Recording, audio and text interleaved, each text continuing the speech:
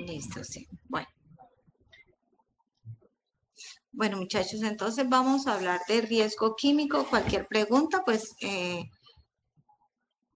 me van diciendo enseguida o esperan al final, como quieran. Yo preferiría pues que me vayan preguntando enseguida, ¿listo?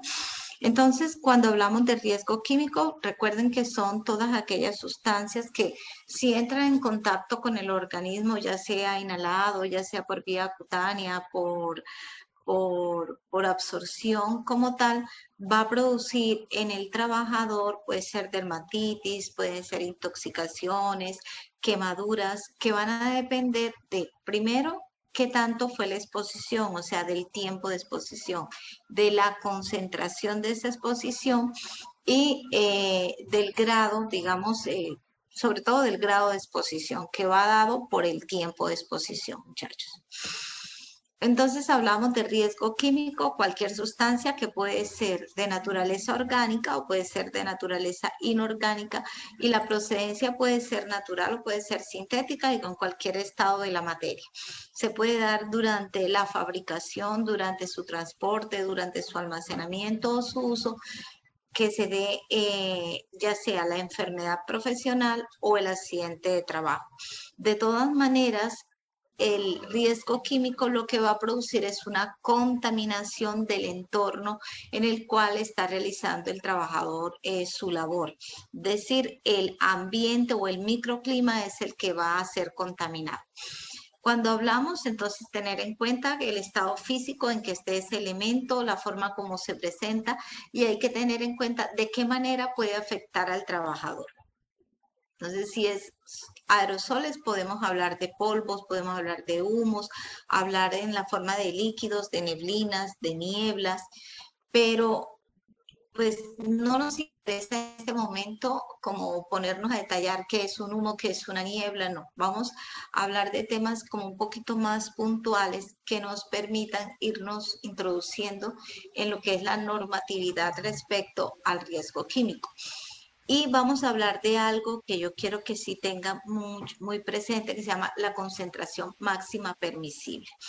Resulta que los higienistas hacen la medición de estos elementos con los cuales trabajan las personas, con los cuales laboran a diario, pueden hacer mediciones.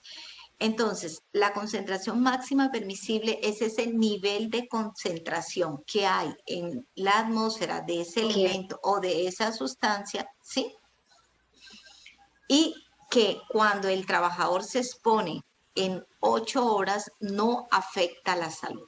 O sea, es la máxima cantidad, digamos, que puede haber de esa sustancia en el ambiente, pero que no afecta al trabajador. Que si se sobrepasa esa concentración máxima permisible, o sea, si el tope es rebasado, ya sí va a haber problemas en el trabajador, dado ya por intoxicación que puede ser aguda o que puede ser de forma crónica.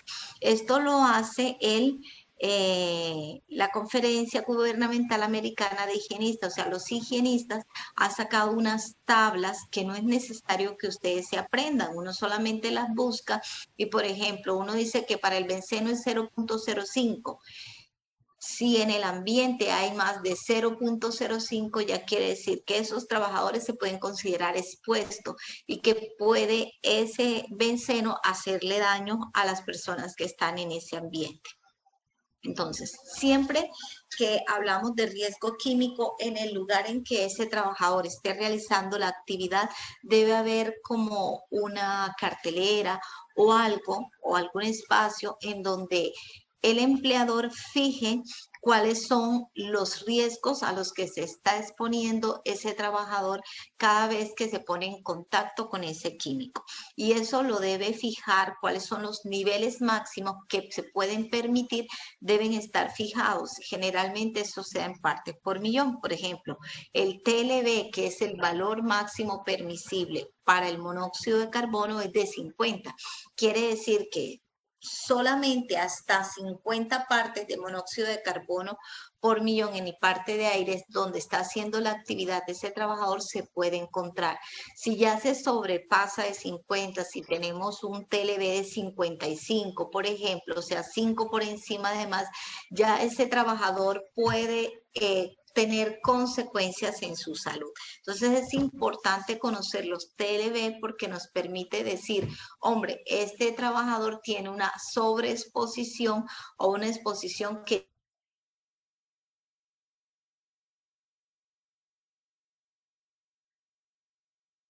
químico. En una empresa debe haber hojas y tarjetas de seguridad. El empleador debe fijar en carteleras o cerca de las áreas donde se esté trabajando con químico estas tarjetas que se llaman tarjetas de emergencia, donde como primera medida debe estar el nombre del producto. ¿Para qué?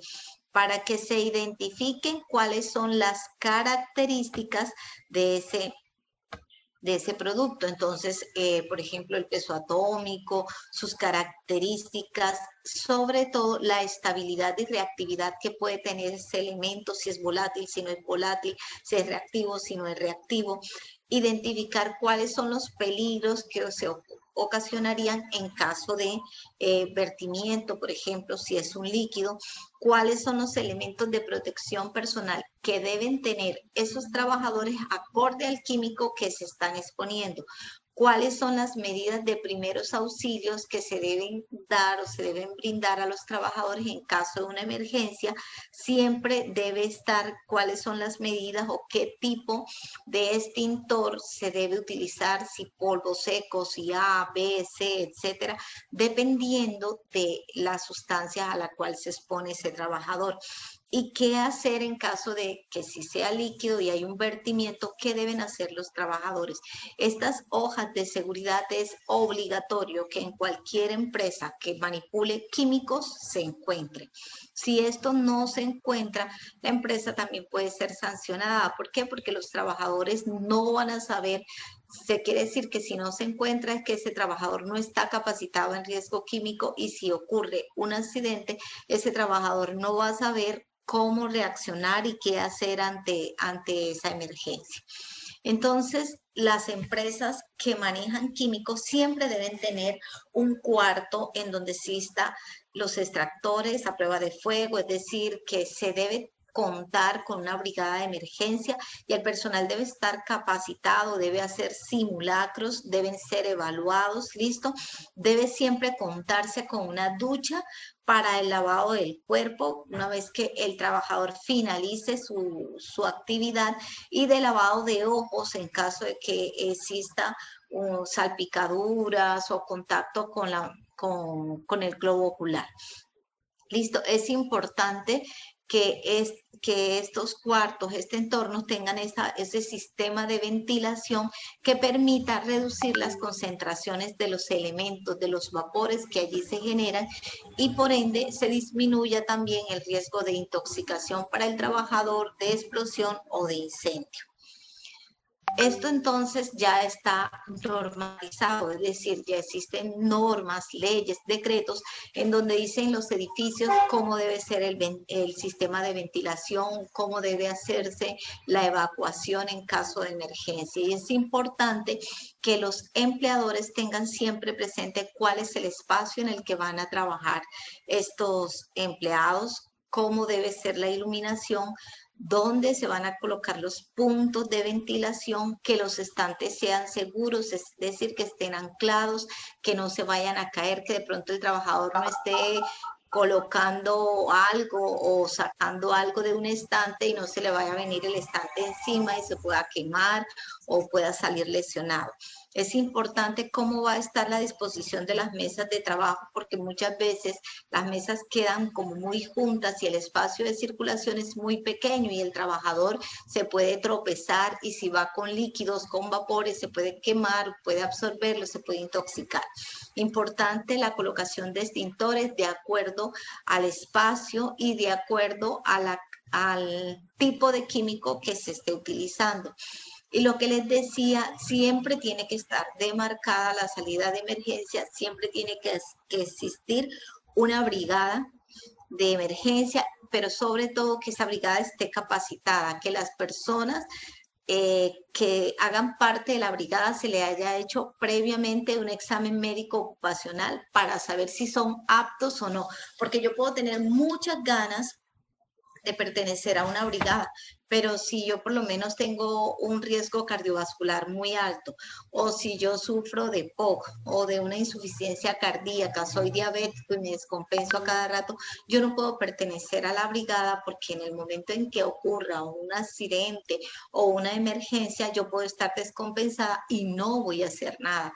Al contrario, lo que voy a hacer es que voy a empeorar las cosas. O una persona que tenga pánico, por ejemplo, a los espacios reducidos o que no pueda trabajar en altura y lo colocamos en una brigada de emergencia y hay, por ejemplo, un incendio o hay una emergencia en el tercer piso, cuarto piso, esa persona no va a saber.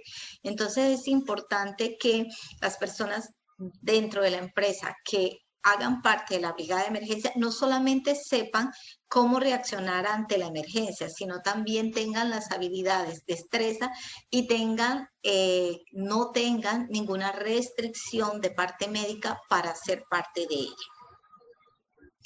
Entonces, en el riesgo químico también es importante saber que de acuerdo al material, de acuerdo al elemento, a la sustancia a la que ese trabajador se expone, pues así van a ser los elementos de protección que tienen que usar. Por ejemplo, las máscaras, no todas van a tener la misma función, algunas requerirán filtros, otras no. Hay que saber que los filtros se cambian y que eso lo da, eso es acorde al tipo de filtro y al fabricante. Es importante saber si el trabajo amerita que se dé protección facial, qué tipos de gafas de seguridad. Es importante el tipo de guantes que va a manejar y eso es, no todos los guantes van a servir. Eso depende del material con el que esté trabajando. ¿Listo? Entonces, lo que les decía, la etiqueta, ¿no? Que debe estar visible, que debe decir las propiedades físico-químicas de la sustancia, qué efectos a salud tiene, la forma correcta de emplear, cuándo es incompatible y con qué es incompatible esa sustancia, que no se pueden mezclar, ¿listo? Y es importante que siempre al lado de esas etiquetas existan frases de riesgo como peligro, precaución, tenga cuidado, algo que llame a la atención no solamente al trabajador, sino a cualquier persona que pueda entrar de pronto a la fábrica, al taller o a la industria y que de pronto va en condición de visitante y que no vaya a ser que esa persona que no conoce la empresa o que entra imprudentemente vaya a tener un accidente dentro de la empresa. Entonces, ante el riesgo químico, siempre la empresa tiene que tratar primero de eliminar el riesgo. Pero si es, por ejemplo, una empresa que trabaja de hidrocarburos, pues siempre va a haber exposición de una u otra forma, por ejemplo, al benceno. Lo que podemos hacer, si no se puede eliminar porque esa sustancia hace parte per se, digamos así, del trabajo, entonces lo que podemos hacer es, si no podemos eliminar el riesgo, lo vamos a sustituir. ¿Por qué? Por un riesgo un poco menos nocivo. Por ejemplo, en vez de utilizar benceno, podríamos utilizar tolueno, que es menos reactivo y sus consecuencias a salud son menores que el benceno. Y la productividad no se ve afectada. También podemos hacer aislar el tóxico, es decir, que no entre en contacto con el trabajador. Eso hace que pues se disminuya el riesgo. También es posible que en vez de trabajar con 20, 30 personas, si podemos trabajar con 10 o 15 y no con 20 o 30, ya son menos. Entonces disminuimos la cantidad de personas que se expongan al riesgo. Es importante que los trabajadores, siempre es obligatorio que sean capacitados, que ellos sepan a qué se están enfrentando, qué deben hacer en caso de un vertimiento, qué deben hacer en caso de que el químico le caiga en los ojos, por ejemplo, o qué deben hacer en caso de una emergencia. Entonces, es importante la higiene diaria, no solamente del trabajador, sino del área de trabajo, tener el área de trabajo limpia, sin contaminantes, que no exista contaminación visual, es decir, que no exista reguero, que los cables no estén por fuera, que no haya cajas de pronto con las cuales el trabajador se pueda tropezar y que se pueda dar un accidente de trabajo con vertimiento de gases o vertimiento de líquidos o que generen una explosión por gas. Y siempre, pues, tener en cuenta cuáles son los elementos de protección personal que se necesitan acorde al elemento o a la sustancia con la que se está trabajando. Es importante, como le decía, siempre mirar cómo se están almacenando los químicos. Para eso hay una normatividad que dice pues que deben haber unos topes de seguridad. Es decir, si yo tengo unos estantes, esos estantes primero tienen que estar anclados o al suelo o a la pared de tal forma que si hay un movimiento, que de pronto la persona se tropezó, no vaya a venírsele la cena, no se le vaya a venir ese estante y al venírsele pues puede haber una quemadura. También dentro de los estantes deben existir como unas partes adicionales, o sea, unas pestañas, en caso de que el líquido, por ejemplo, tenga un vertimiento, no caiga directamente a la superficie del suelo, sino quede como ahí aislada dentro del mismo estante. Entonces, eso va a proteger al trabajador porque no le va a caer encima, ¿listo? Y pues recordar los puntos de anclaje que debe tener cualquier soporte o cualquier estante para que no se caiga o no vaya a tener un movimiento que permita que los líquidos sean vertidos o que los gases se mezclen generando una explosión. Entonces, frente al riesgo químico, por ejemplo, ¿qué podemos hacer en la fuente? Si no lo podemos eliminar, como les decía, lo podemos sustituir. En el medio siempre debe existir la señalización, aquellas frases que nos digan peligro, cuidado, tener las etiquetas de los elementos en donde, como ya les expliqué, debe estar todo el componente que les dije. Y es importante que la empresa, a través de los higienistas industriales, a través de los ingenieros, se hagan mediciones de gases, de material particulado, de fracción de polvo.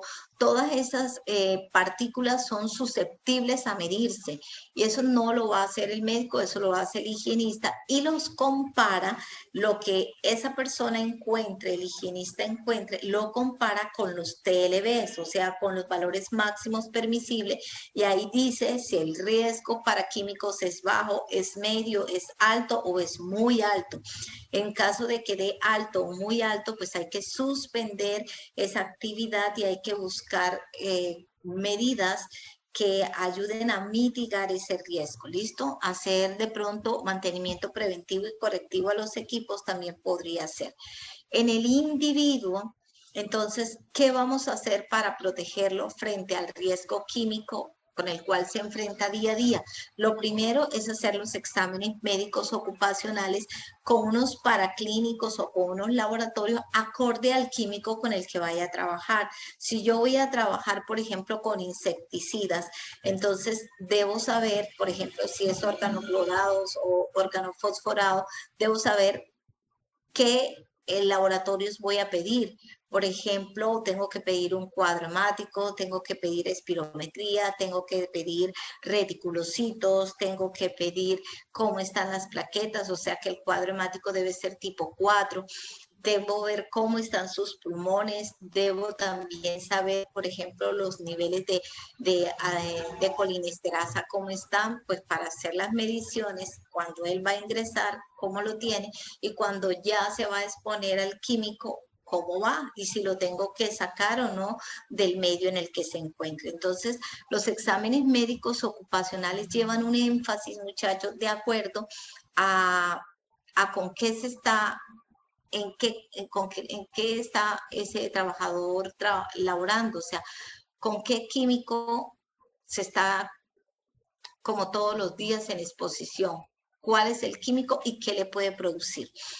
Es importante que se hagan capacitaciones en trabajo seguro, pero no solamente capacitarlos, sino también evaluarlos para saber que lo que se capacitó realmente lo entendieron.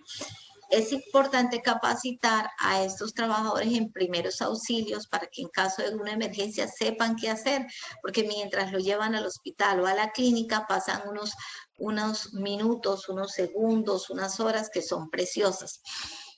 Hay entonces que evaluar al trabajador si vemos que los TLVs nos indican que ya estamos al tope o un poquito por encima. Es importante comenzar entonces a disminuir la jornada.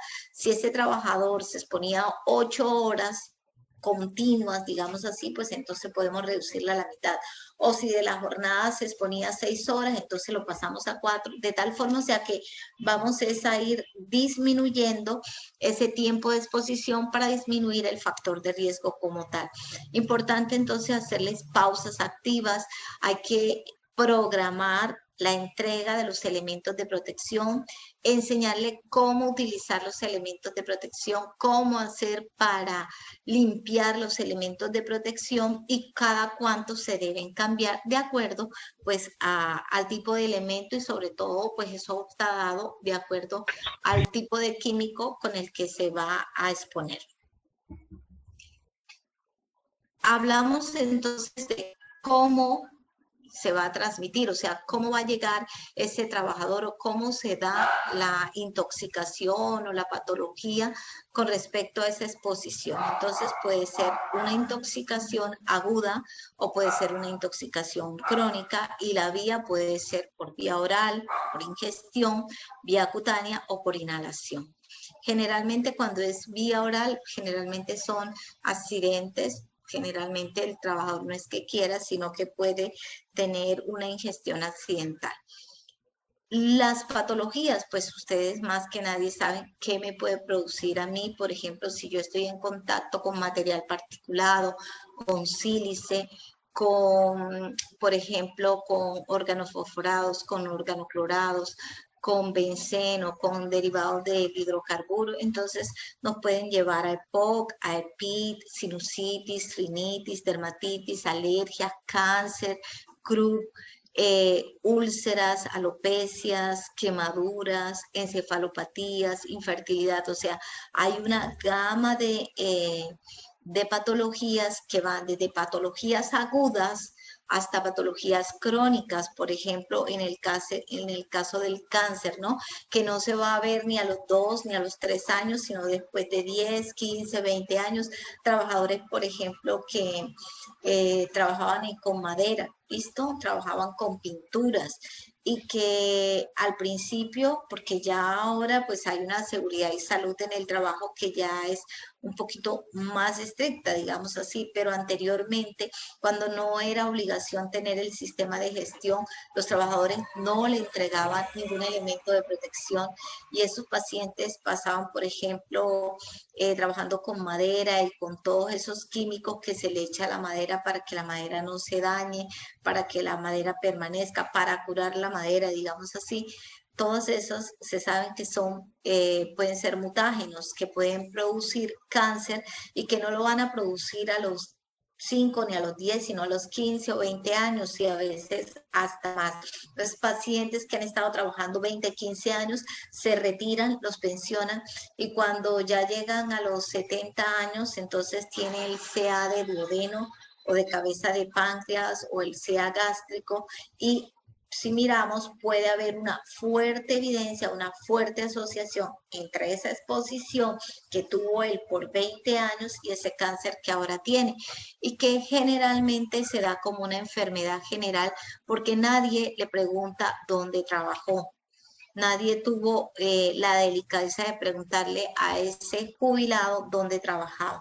Y si de pronto nos vamos un poquito más allá en la historia clínica y le preguntamos, señor, ¿usted qué hacía? Él nos dirá que yo curaba las maderas, yo le aplicaba el químico, y sacamos y vemos el tipo de cáncer y vemos que sus compañeros de la misma edad o de edad parecida también están igual. Entonces ya podríamos decir que ese era un grupo de exposición similar y que tienen una patología que lo más probable, lo más seguro es que sea asociada al trabajo.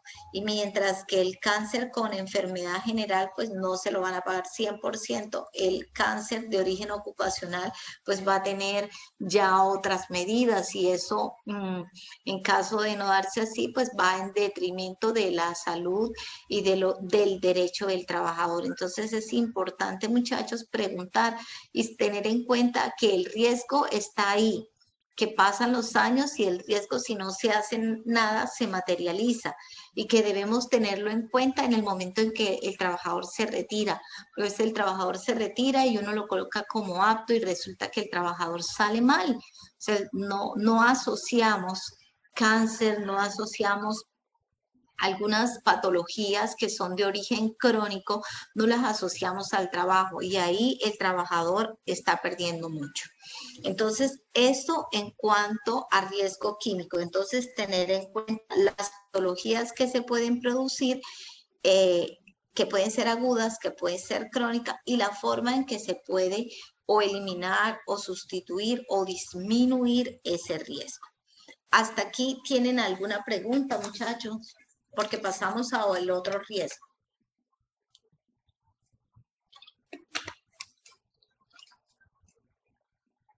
¿Alguna pregunta? Yo creo que no, doctora. ¿No? Listo. Bueno, entonces vamos a pasar al otro riesgo y vamos a hablar de un riesgo que no produce, generalmente no produce enfermedad profesional. Ese es el único que nos va a llevar a un riesgo de accidente laboral.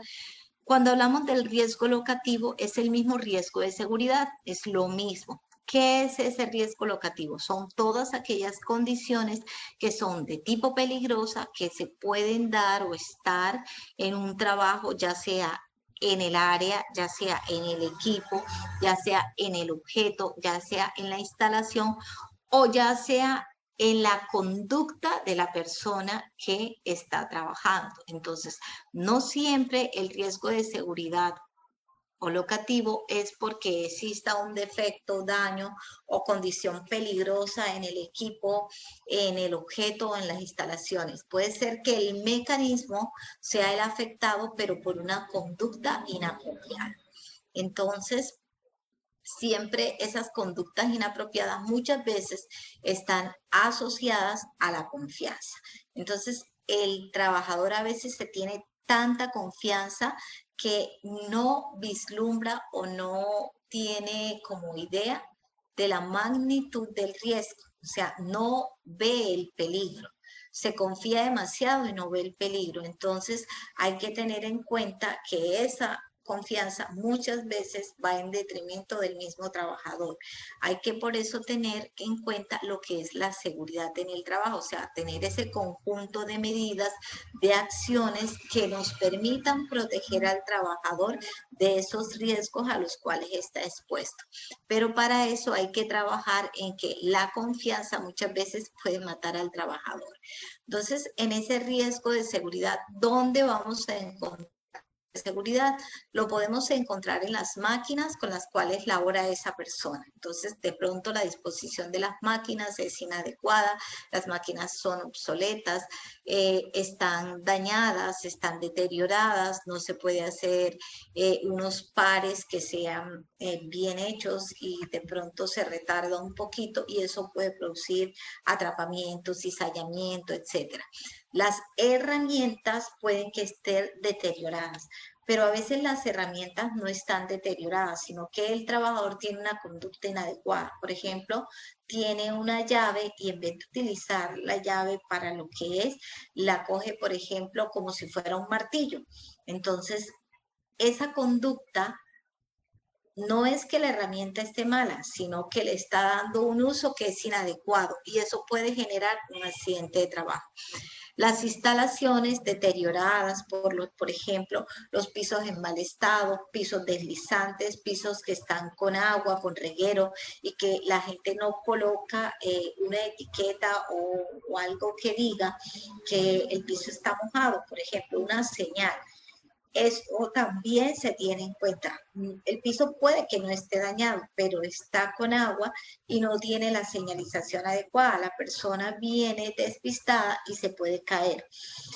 También el riesgo de seguridad es acorde a las máquinas que de por sí pueden ser muy peligrosas, máquinas cortantes que no tengan unas guardas de seguridad para eso. Las herramientas, como le dije, defectuosas, pero sobre todo el mal uso que se le puede dar a ellas, no existir en ese trabajo un buen orden y un buen aseo. Decir que exista una contaminación visual, que existan los pasillos no estén circulantes, las cajas no tengan asas, las cajas de pronto estén llenas y se quieran trasladar prácticamente desbordándose, eso es un riesgo de seguridad.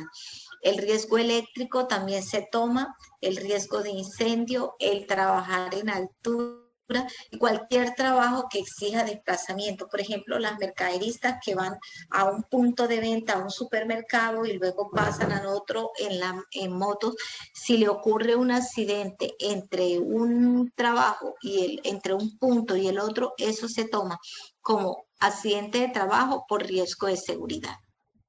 Entonces, el riesgo de seguridad implica riesgo mecánico, ojo, no biomecánico, sino mecánico, riesgo eléctrico, el riesgo tecnológico, el riesgo locativo, y tenemos que tener en cuenta cuál es la fuente que origina ese riesgo, cuáles son las actividades económicas que pueden estar implicadas, qué efectos en la salud puede tener este riesgo y qué medidas de control se pueden hacer para mitigarlo, eliminarlo o controlarlo.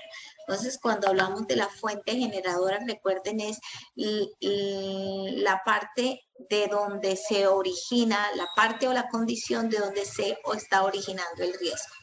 La actividad económica que va asociado pues a la misma actividad de la empresa. Por ejemplo, si es una fábrica de zapatos, entonces va con la actividad de manufactura. ¿Listo? Y el efecto, no vamos a hablar el efecto en la productividad, sino el efecto a la salud, o sea, qué le pasa a la persona en caso de, y las medidas de control, cómo lo vamos a controlar en la fuente, es decir, quién origina el peligro, en el medio, que es el entorno donde está el trabajador, y el trabajador que puede ser porque no esté capacitado, porque esté enfermo de pronto ese día, porque el trabajador no tenga unas conductas apropiadas, no use los elementos de protección personal, no tenga las habilidades para hacer ese trabajo o simplemente porque es un trabajador distraído. En cuanto al ambiente, recuerden que o ambiente o medio, la señalización es importante y esto es como para que se familiaricen que la señal de prevención es un triángulo y va en amarillo, la señal de obligatoriedad siempre va en azul, la señal de prohibición pues tiene la barra de prohibición y va en rojo, las señales informativas siempre van en verde y las áreas delimitadas pues son el mismo diagrama lo dice, o sea, que se delimita zona permitida, no permitida y lo dice. Entonces acá también para mostrarle la forma de señalización y pasamos entonces el riesgo mecánico que hace parte del riesgo de seguridad o riesgo locativo, entonces lo vamos a encontrar en los elementos de las máquinas, en las herramientas, en las piezas con las cuales labora esa persona o en los materiales. Puede que la máquina esté defectuosa, que las herramientas no sean estén mal diseñadas, que las piezas a trabajar no tengan una buena calidad, que los materiales no sean óptimos. Y el tipo de lesión que se puede generar con este tipo de riesgo es lesiones por aplastamiento, si le cae un objeto a la persona, cizallamiento, corte, fracturas, perforaciones, abrasiones, quemadura, o proyecciones de material que puede ser sólido o material fluido y que puede caerle en el cuerpo o en los ojos. Entonces es importante tener en cuenta que eso nos puede producir en el cuerpo de la persona y que el riesgo en las máquinas puede estar en la parte mecánica o en materiales que se están usando o simplemente en la proyección de esos materiales al cuerpo del trabajador. Entonces es importante tener en cuenta que tenemos que hacer prevención en la fuente, en el ambiente y en el individuo. ¿Cómo hacemos en la fuente? Primero, lo importante es que el empleador pues compre, ¿no? sus equipos de una buena, o sea, que tenga una garantía, que realmente los materiales con los que están fabricados sea de buena calidad. Eso es hacer una prevención intrínseca. También es importante pues que las personas sepan cómo conservar las máquinas, cómo se debe hacer el mantenimiento, cada cuánto se debe hacer el control preventivo a esa máquina, es decir, cómo se debe hacer el mantenimiento y cada cuánto el mantenimiento. Y que si hay que hacer el almacenamiento, se haga un almacenamiento y bodegaje de forma adecuada. Y también es importante conocer la vida media de los equipos, hasta cuándo me dura, cuánto es más o menos la vida media de una máquina para que se le vaya haciendo no solamente el mantenimiento preventivo y correctivo, sino para que se sepa cuándo ya es hora de cambiar. En el individuo, pues entonces tenemos en cuenta, 1, las capacitaciones, 2, los exámenes médicos ocupacionales, 3, el entregar los elementos de protección y evaluar que sepa colocarse el elemento de protección, listo, que la persona sea capacitada en trabajo seguro y ya, y que conozca toda la normatividad al respecto, listo. Entregar los elementos de protección y vigilar que ellos se coloquen ese elemento de protección personal. Entonces, decíamos que en la fuente, pues la prevención intrínseca, el diseño de la máquina, que sea una máquina acorde a lo que se quiere, pero que esté fabricada con unos buenos materiales, de tal forma que no se derritan, no se sulfaten, no se dañen antes del tiempo de vida media estipulado.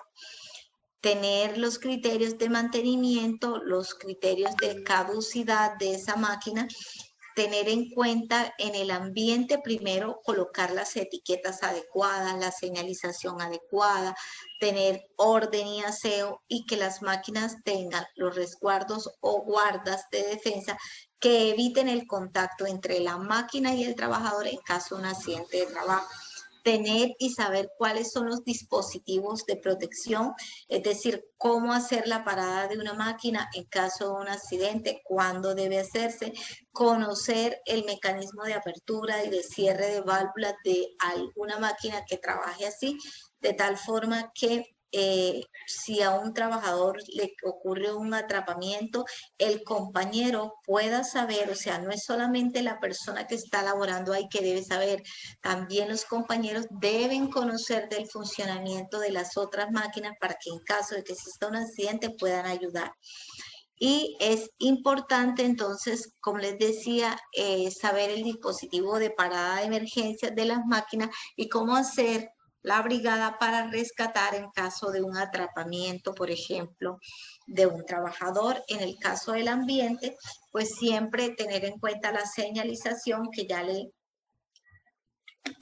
les comenté, tener en cuenta las guardas de las máquinas, dónde deben estar, el mantenimiento que se les hace, asegurar el ambiente con encerramientos, listo, y conocer los dispositivos de seguridad de apertura y de cierre de válvulas, conocer la ruta de evacuación o vía de salida. Y para el hombre, pues lo que habíamos dicho, no solamente la protección personal, la formación, los métodos de trabajo y las normas, sino lo más importante, siempre realizarle un examen médico ocupacional acorde a con lo que va a trabajar. No es mandar por mandar, no es que como usted va a trabajar, entonces yo le mando sopo 200 exámenes, no es acorde a lo que la persona está elaborando, de acuerdo a eso es que se le manda. Si está expuesto a químicos, pues entonces hay que mirar si inhala el químico, pues debe llevar una espirometría, debe llevar una radiografía de tórax. Pero si la persona no lo está expuesto, ¿para qué hacerlo? Entonces acá en el riesgo de seguridad, perdón, el examen médico ocupacional debe ser con énfasis osteomuscular, saber cuál es el peso de la persona, cuál es la talla de la persona.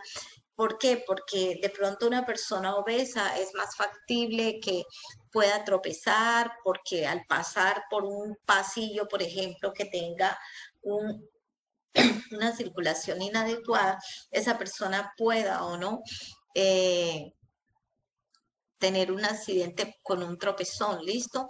O una persona que sea obesa y va a trabajar en alturas, si tiene un índice de masa corporal mayor a 34, no puede estar en altura. El índice de masa por encima de 34 ya nos daría una obesidad grado 2.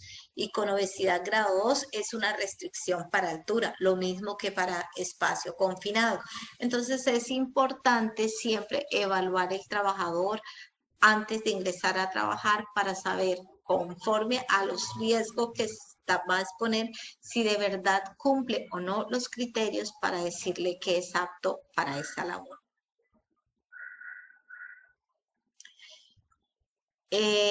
Siempre también los elementos de protección personal, pues que el trabajador sepa cuáles son los elementos de protección personal que necesita acorde a lo que él se exponga, cada cuánto los debe cambiar, eh, cómo debe ser el mantenimiento de ese elemento de protección personal y que sepa la vida media o la vida útil de ese elemento de protección.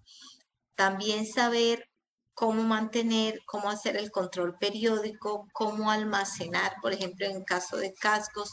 Y otra cosa que es importante, y aquí nos vamos para eliminar las características, por ejemplo, necesarias en caso de que exista una caída libre, en caso de que se pueda ver proyecciones, en caso de aplastamiento, de perforación, es decir, el trabajador debe tener conocimiento de su labor y la forma de hacer, es decir, trabajo seguro, cómo se debe hacer el trabajo seguro acorde a los riesgos que él tiene.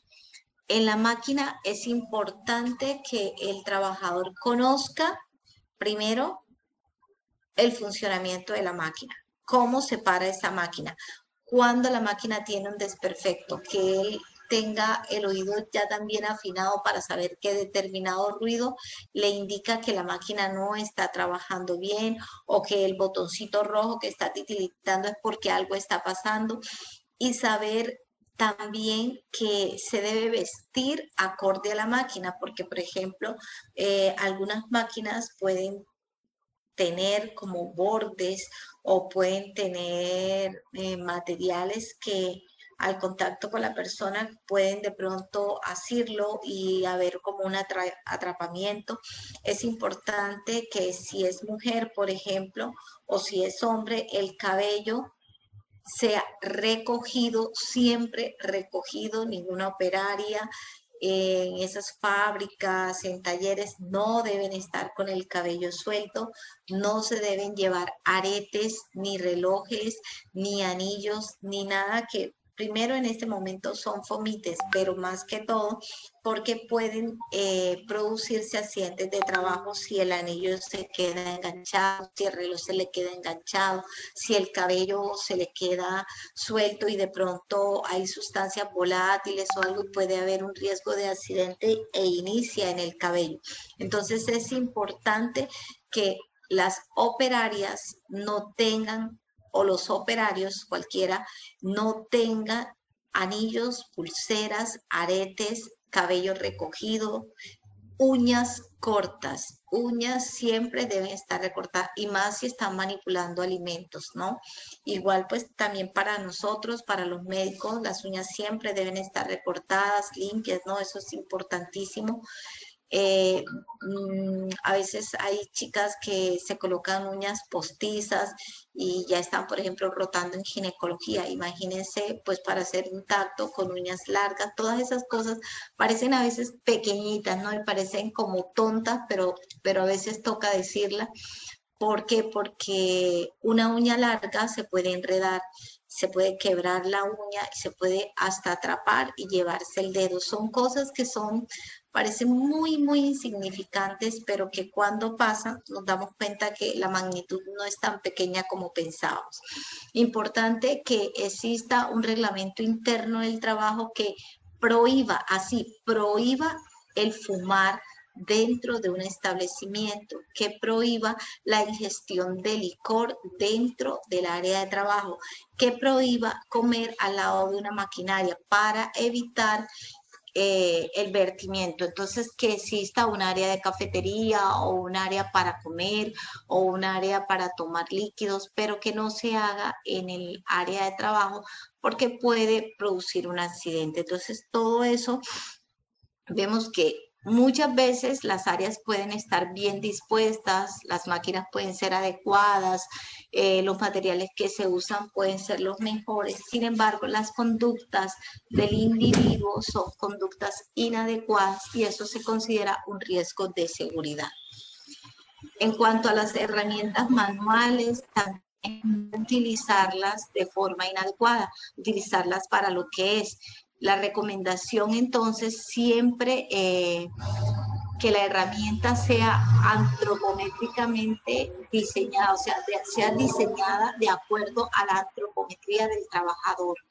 Unas herramientas que sean o demasiado grandes para el agarre o demasiado pequeñas pueden ser un factor de riesgo de seguridad. ¿Listo? Por ejemplo, el mouse no puede ser ni muy grande ni muy pequeño. Si el mouse es muy grande, va a quedar la mano en flexión, ¿listo? Y eso nos puede generar con el tiempo un túnel del carpo o una tendinitis de Kerbein. Entonces es importante conocer la antropometría y eso nos los da el, el análisis que se haga en el examen médico ocupacional. Para eso se hace el examen médico ocupacional, para saber también cuál es la antropometría de ese trabajador, cuál es el peso, cuál es la talla, también las medidas, por ejemplo, del perímetro abdominal, también se le puede medir muñeca y de acuerdo a eso se fabrican muchas veces las herramientas de trabajo. Entonces, saber primero, cómo usar la herramienta, cuándo usarla, de qué forma que sea adecuada la antropometría, pero también cuando se vaya a guardar esa herramienta, el bodegaje o el almacenamiento se haga en forma correcta, ¿listo? Es importante también que el trabajador sepa cómo transportarla y cómo almacenarla, ¿listo? Importante los materiales con que se fabriquen las herramientas sean de la mejor calidad, ¿listo? Y tener en cuenta el material con que está hecho, que no sea inflamable, que esté en buen estado, que exista una persona que siempre esté auditando, o sea, que siempre esté supervisando cómo están esas herramientas y cómo se están almacenando. Y pasamos a un riesgo que hace parte, bueno, hasta aquí tienen alguna pregunta, chicos, porque yo estoy como hablando sola.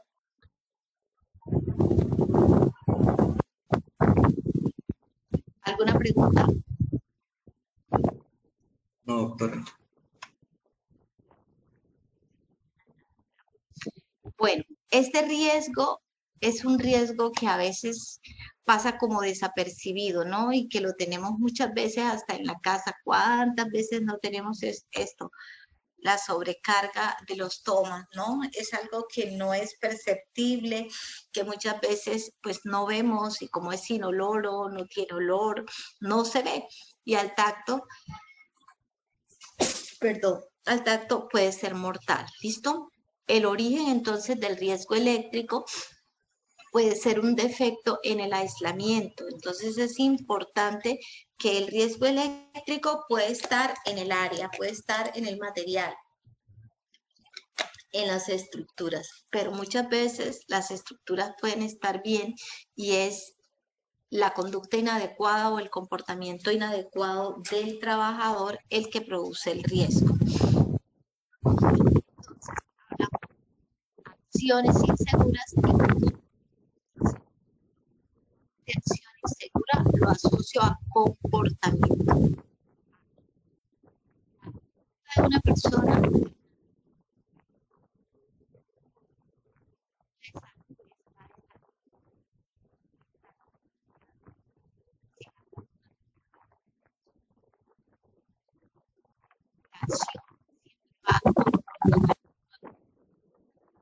Doctora, qué pena, no se le escucha bien. tengo el aire prendido, pero parece que no, y prendí el ventilador. Bueno, ahora sí. Es que está haciendo como calor o es que yo estoy así como menopáusica. Bueno, Ya está. las ya, ahora sí. Sí, ¿Sí se doctora. escucha? Bueno, entonces acuérdense, muchachos, cuando yo hablo de acción insegura, siempre va asociada, como su nombre lo dice, pues a una persona que está haciendo algo inapropiado, o sea, que su conducta o comportamiento es inapropiado.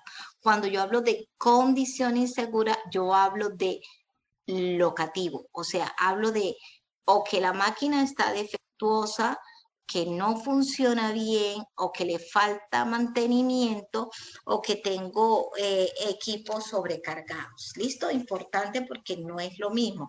Pero las dos, tanto la acción insegura o la condición insegura, me pueden llevar a que se materialice el riesgo eléctrico. Entonces, ¿cuáles serían, por ejemplo, en riesgo eléctrico una acción insegura? Por ejemplo, una persona, yo por lo menos que de electricidad no tengo la menor idea, ni me gusta, entonces que yo me vaya a poner a revisar unos circuitos, yo no tengo la menor idea, pues lo más probable es que voy a producir un corto y pueda quedar ahí toda electrocutada. Entonces, o personas que apenas tienen unos conocimientos básicos de electricidad vayan a comenzar a hacer montajes o cosas que ya son muy elaboradas y que les va a quedar grande. Entonces, hacer algo sin autorización o hacerlo sin saber, sin tener la competencia, se considera una acción insegura. O que yo tenga las herramientas, pero las esté utilizando de una forma inadecuada. Por ejemplo, que yo coja un alicate y lo vaya a utilizar como para sacar cablecitos, digamos así, que no es para eso y lo utilice mojado, bueno, cualquier cosa, o sea, que yo haga con la herramienta algo, no es que la herramienta esté dañada, sino que la herramienta no está fabricada para eso, o que haga cualquier trabajo de electricidad y no utilice, por ejemplo, unos guantes dieléctricos, algo que me produzca una barrera entre ese flujo de electricidad y mi mano, o que utilice las manos mojadas, o que no desenergice, es decir, que no baje los tacos, no desconecte y comience la persona a hacer el trabajo con toda la energía. Pues si alguien va a hacer un trabajo eléctrico, primero tiene siempre que desenergizar, es decir, quitar el fluido eléctrico. ¿Por qué? Porque puede matarse prácticamente ahí. Las condiciones, entonces, como le dije, va asociado a los elementos, a los equipos, al área. Y puede ser porque los dispositivos estén funcionando inadecuadamente, porque estén deteriorados, porque existan conexiones fraudulentas, porque tengamos tomas o tableros sobrecargados o porque no cumplan con las normas REITE, que son las normas de electricidad, por ejemplo, que en Colombia los ingenieros eléctricos, por decir algo. Entonces, en el riesgo eléctrico van a intervenir una serie de factores que, dependiendo de ellos, va también a ser la consecuencia de ese riesgo. Y entonces tenemos que, primero, entre mayor, es como directamente proporcional. Entonces, si la intensidad es mayor, pues mayor va a ser también entonces el riesgo eléctrico. La resistencia eléctrica del cuerpo humano. Entonces, vamos a hablar que puede haber una resistencia a la electricidad o que tenga una baja resistencia a la electricidad. La tensión, si es de media tensión, baja tensión o alta tensión, la frecuencia con que se exponga el trabajador a ese riesgo eléctrico, la forma de la corriente, si es continua o si es alterna, el tiempo de contacto, no es lo mismo unos segundos a que yo me quede 20 minutos, por ejemplo, pegada a algo, pues obviamente, pues voy a tener mayor contacto, mayor exposición y pues la quemadura o el efecto va a ser mucho mayor. Y por donde entre la corriente y por donde salga la trayectoria de la corriente, pues también va a ser que el riesgo sea mayor o menor. Entonces, los efectos dependen entonces de la intensidad, de la resistencia eléctrica, de la tensión de la corriente, de la frecuencia de la corriente, de la forma de la corriente, sea alterna o continua, del tiempo de contacto y de la trayectoria que se lleve. ¿Listo? Entonces, ¿cómo es eso? Pues primero, tener en cuenta que el cuerpo humano va a actuar ahí como un circuito entre dos potenciales que son diferentes y eso va a traer unos efectos a nivel del cuerpo en la medida en que esa corriente entra a nuestro cuerpo, ¿listo? Entonces, una descarga eléctrica siempre, muchachos, siempre se considera grave. No que el trabajador se paró, que está bien, que él habla bien, que no sé qué, no, que se va para la casa. No, si a usted en urgencia le llega un trabajador que tuvo un accidente de trabajo eléctrico, usted mínimo lo tiene que observar 6 horas, mínimo lo tiene que observar 6 horas.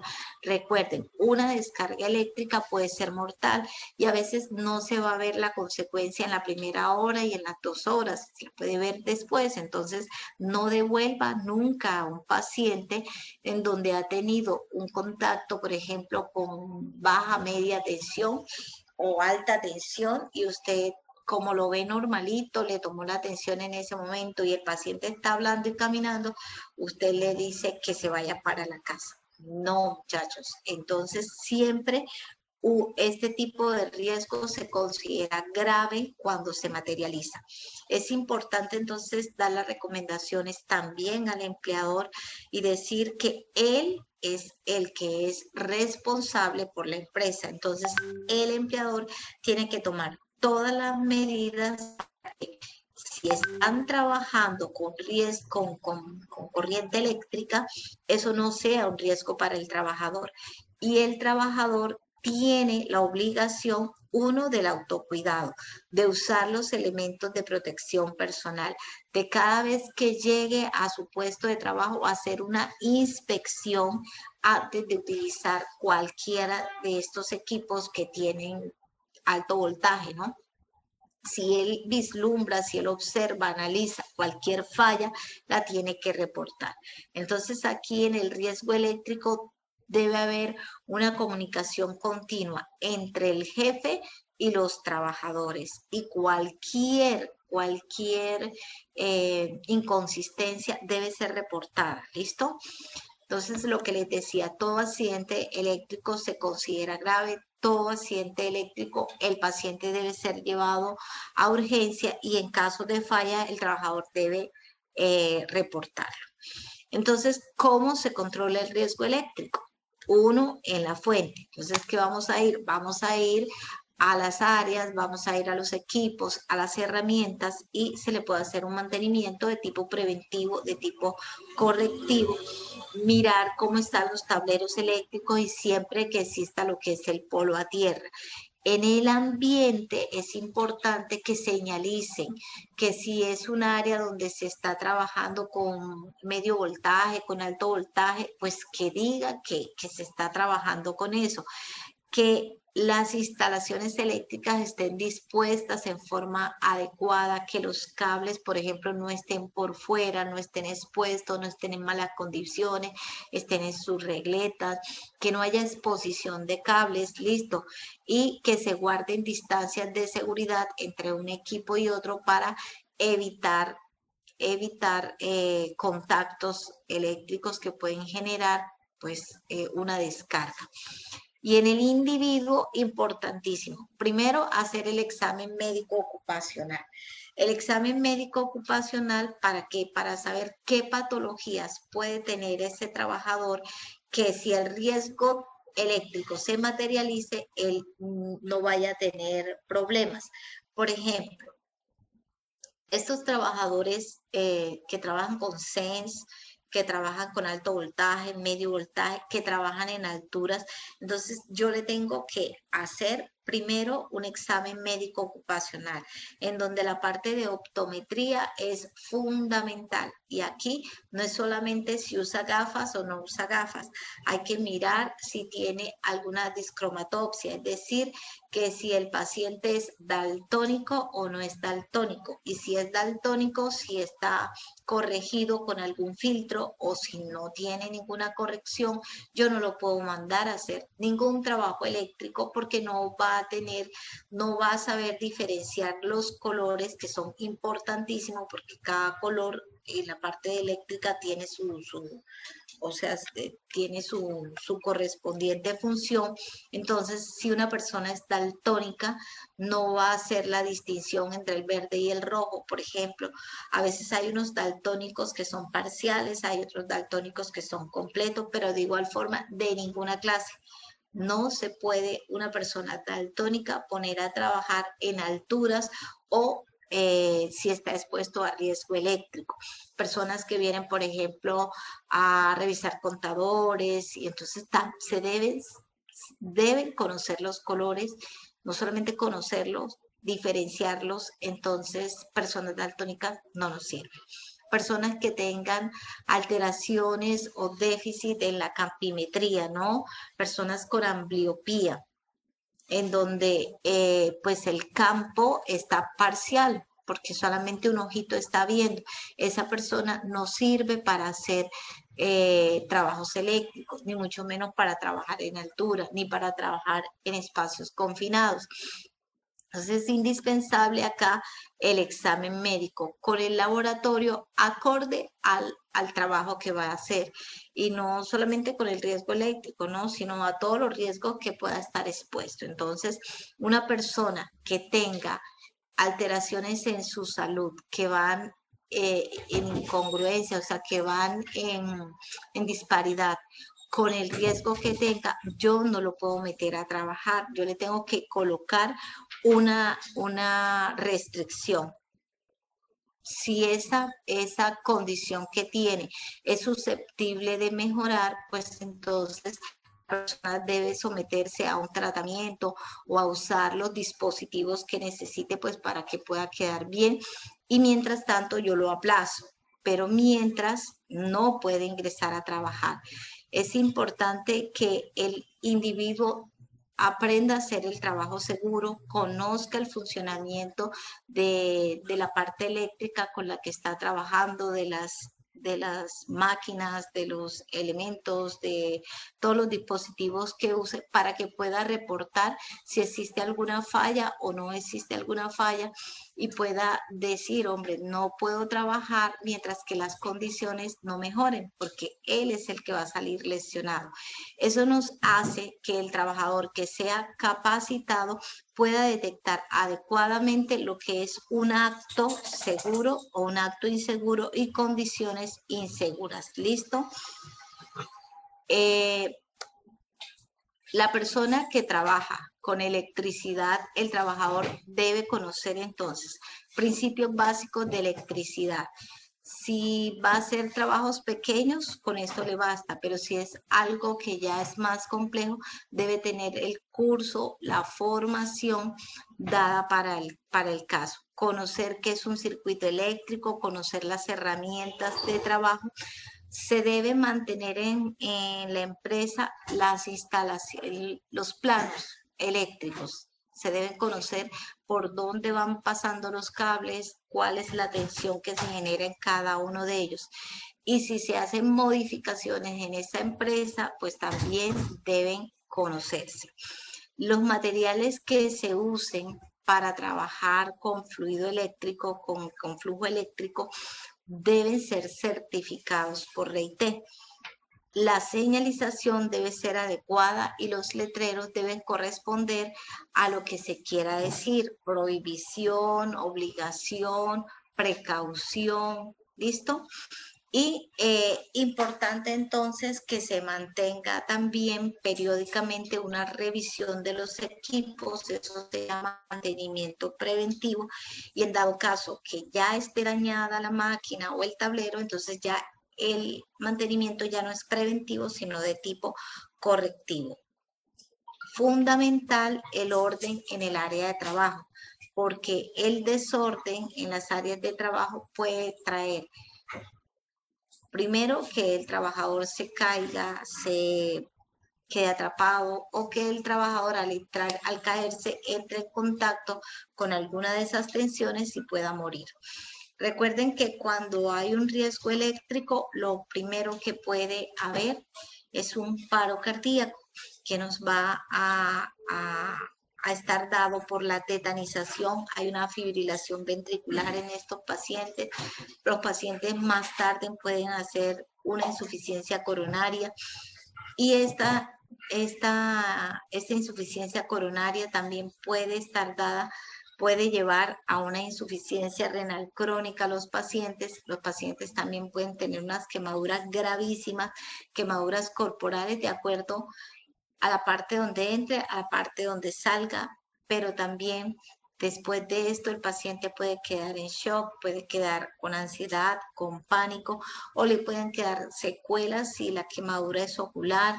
Hay que tener en cuenta que pueden quedar también con hipoacusia. Entonces, las consecuencias, muchachos, del riesgo eléctrico son graves.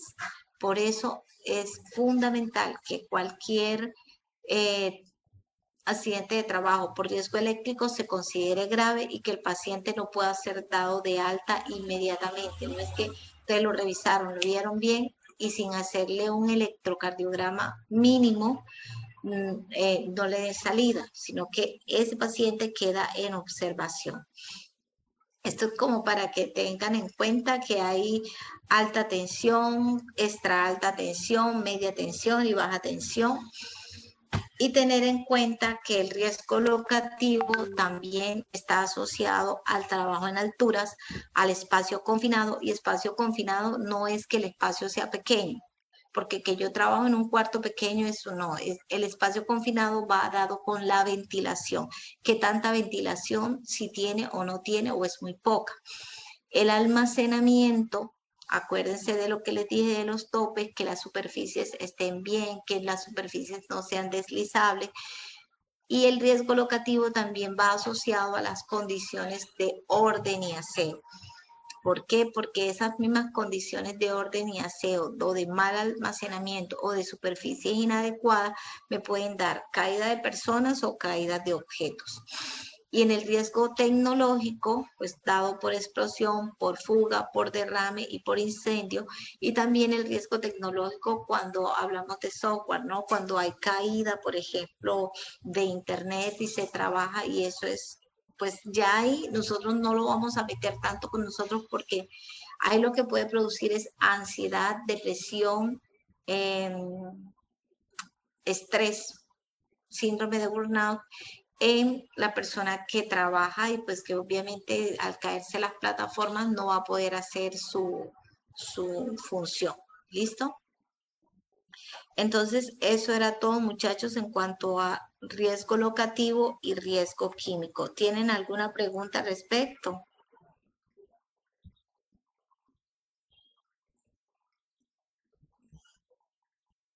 No, señora.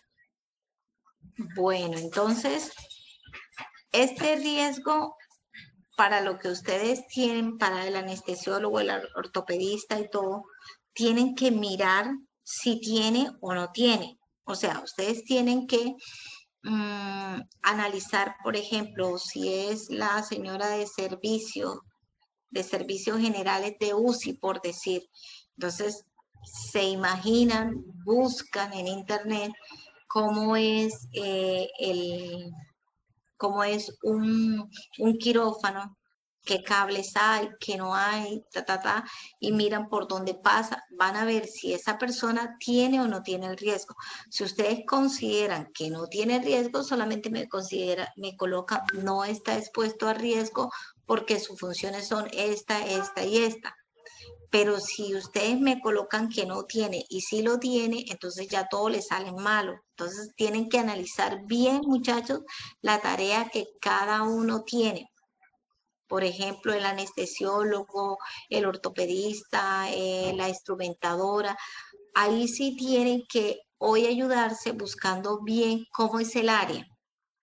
O también pensar qué puede suceder en caso de que exista una condición, no una condición, un acto inseguro.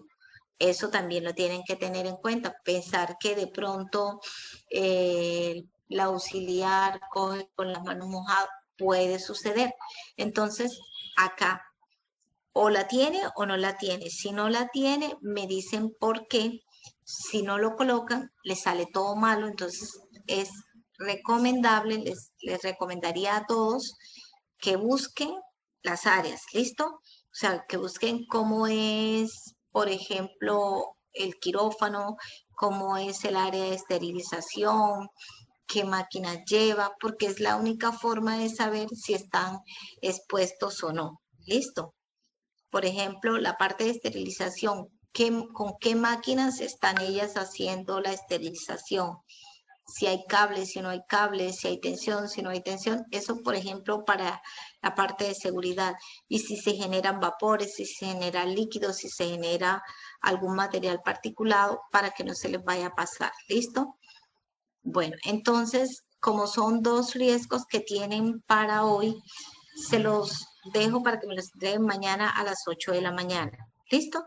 Para que les dé tiempo, ¿vale? ¿Alguna pregunta? Los veo como muy callados. No, Todo- señora. Buenas noches, doctora, en la No, noche. señora. ¿Cómo?